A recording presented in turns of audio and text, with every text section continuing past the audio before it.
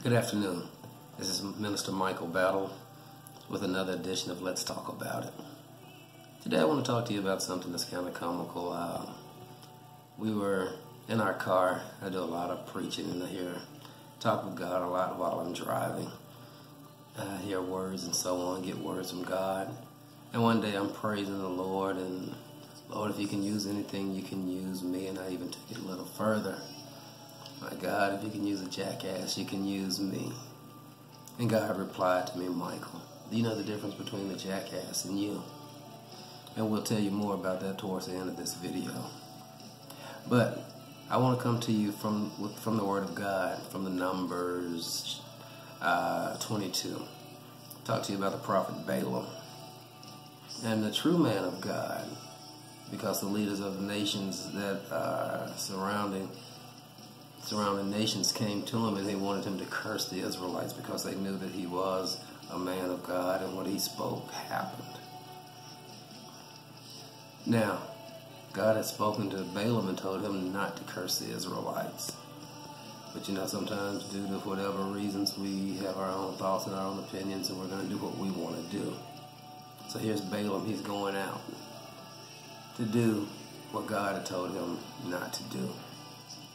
And he's on his jackass. And here's the thing about a jackass. Every time we hear that word, or we hear that, we think of something very ornery, something very hard to deal with, something very stubborn. There's very negative connotations placed on that word.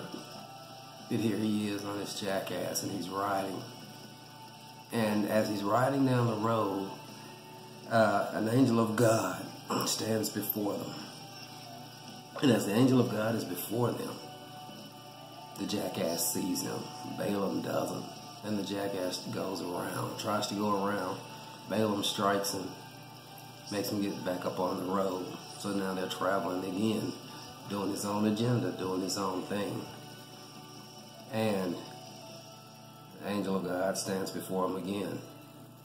This time, the road is a little more narrow.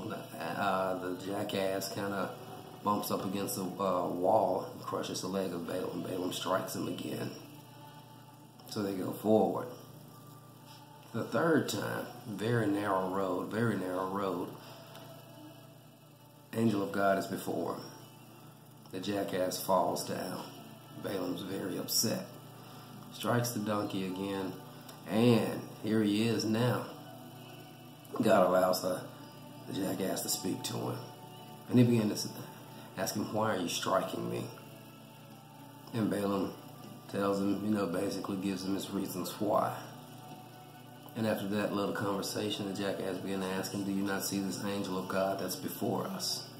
And at that time, God opens up Balaam's eyes, and Balaam is able to see the angel with a sword.